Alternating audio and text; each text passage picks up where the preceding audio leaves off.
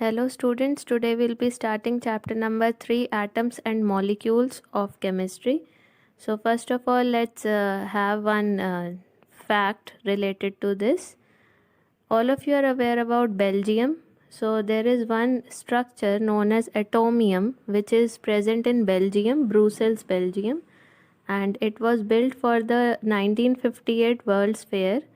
It consists of 9 large spheres representing atoms in a cubic crystal of iron. The bonds connecting the atoms are giant tubes containing escalators so that visitors can move easily from one atom to another. So this is the structure known as atomium, and we can move from one atom to another with the help of escalators present in these tubes, which represents bonds. So let's start our chapter now. First is the history. In India, around 500 BC, an Indian philosopher Maharishi Kannad postulated that if we go on dividing matter, that is Padarth, then we will get smallest particle called Parmanu, which is atom. So Maharishi Kannad, he was Indian philosopher, and it was in 500 BC that he told about atom and about matter.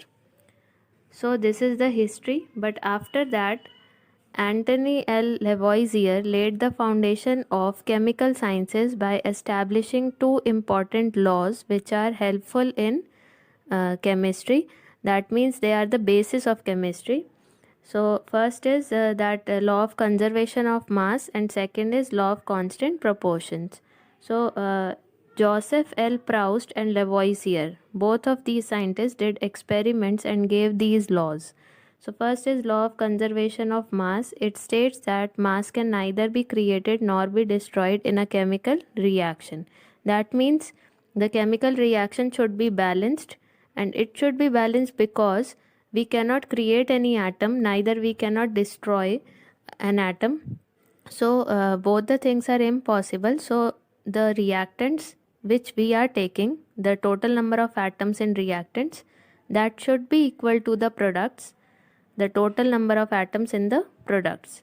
That means the LHS will be equal to RHS in a chemical reaction, because when we are taking the reactants and the atoms in the left hand side, then we cannot create or destroy anything, so we have to show all the atoms in the product side, that is right hand side. So according to law of conservation of mass, the chemical equations should be balanced, and we cannot create and destroy any atom or any matter in the chemical reaction. Next is second law, that is law of constant proportions. It states that in a chemical substance, the elements are always present in definite proportions by mass. Example is in water H2O. The ratio of the mass of hydrogen to the mass of oxygen is always 1:8, whatever the source of water be.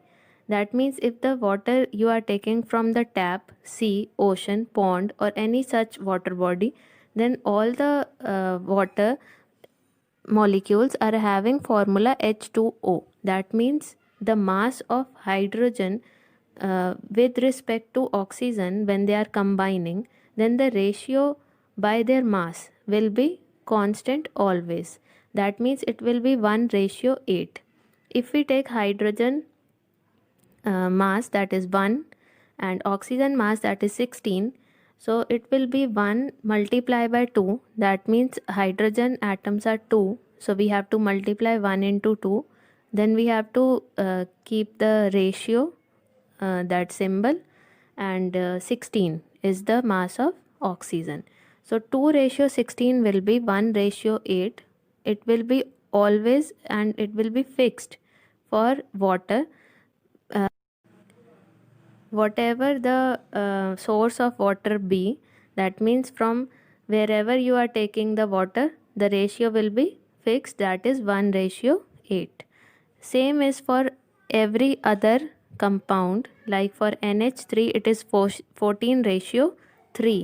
That means 14 of nitrogen and 3 of hydrogen, 1 multiply 3. So that will be fixed 14:3. Next is the Dalton's atomic theory. It was given by John Dalton. So its name is Dalton's atomic theory.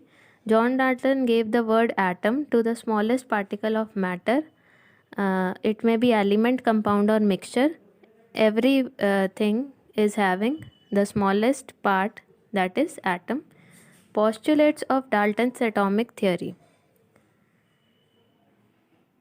First is all matter is made up of very tiny particles called atoms. This statement is correct because all the matter, whether it may be element, compound, or mixture, it is made up of very tiny particles, atoms, which are stable. We know that subatomic particles are also there now, that is proton, electron, and neutron, but they are unstable. So the stable smallest particle of every matter, it is atom. So this statement is correct. Second is atoms are indivisible particles which cannot be created nor be destroyed in a chemical reaction. But this is half incorrect because atoms can be divided. So atoms are the smallest particles, but they are not indivisible. Indivisible means they cannot be divided. So they can be divided into subatomic particles. We can remove electron from the atom. So electron, proton, and neutron are the subatomic particles in which atom can be divided. But they are unstable. The subatomic particles are unstable. So atom is the most stable one. So we have to take the smallest particle of matter, atom, but we cannot say it is indivisible. So it is half incorrect. Now third is atoms of a given element are identical in mass and chemical properties. So this is also not particularly correct. That means it is not fully correct. Atoms of a given element are identical in mass and chemical properties. So chemical properties is correct, but mass is not always identical because after the discovery of isotopes, this statement becomes half incorrect. Isotopes have different mass but same chemical properties. It is due to the number of neutrons. Because if we take the mass of an atom, it is protons plus neutrons.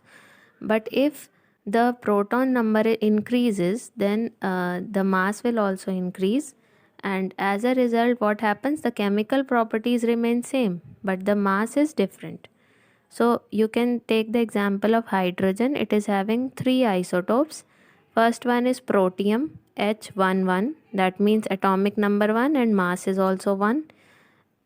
Second is deuterium, that is H21, mass is 2 but number is 1. Third is tritium, that is H31, its mass is 3 but atomic number is 1. So all three of them are having same chemical properties but the mass is different. Fourth point is atoms of different elements have different masses and chemical properties. This is also half incorrect because after the discovery of isobars, we can see that masses are identical in them but the properties are different. For example, in argon, calcium. So argon is having mass 40, calcium is having mass 40. Also potassium is having near about or approx mass 40, but their atomic number is different. Also they are of different element, atoms of different element. So they are having different chemical properties. Argon is having 18 number and it is noble gas. Calcium is having 20 number and it is a metal, and it is reactive metal because it loses 2 electrons to make the bonds. And potassium is also the most reactive element and it is having number 19. So the chemical properties are different but the masses are same. Fifth is atoms combine in the ratio of small whole numbers to form compounds. This one is correct because atoms, they combine in small whole numbers, That means they do not combine in fractions, neither in decimals. So always there is small whole numbers in which the atoms will combine to form the compounds. Sixth one is the relative number and kinds of atoms are constant in a given compound. If we want to discuss about a compound, then the number and the kinds of atom is fixed in a particular compound. If we are changing the number, the compound will change, or if we change the kind of atom, then also the compound will be different. For example, if you are taking CO2 and SO2, the number is same, 3 in CO2 and 3 in SO2, but carbon is replaced by sulfur. So CO2 is carbon dioxide, SO2 is sulfur dioxide, and both are different because you have changed the kind. But if you are changing the number, then also this is true. If you are taking H2O and another compound you are taking H2O2, then the kind is same, hydrogen and oxygen, but the number is different. In H2O, it is 2 hydrogen, 1 oxygen, that is water. In H2O2, there are 2 hydrogen and 2 oxygen atoms, that is hydrogen peroxide. So both of them are different compounds. So this sixth point is also correct.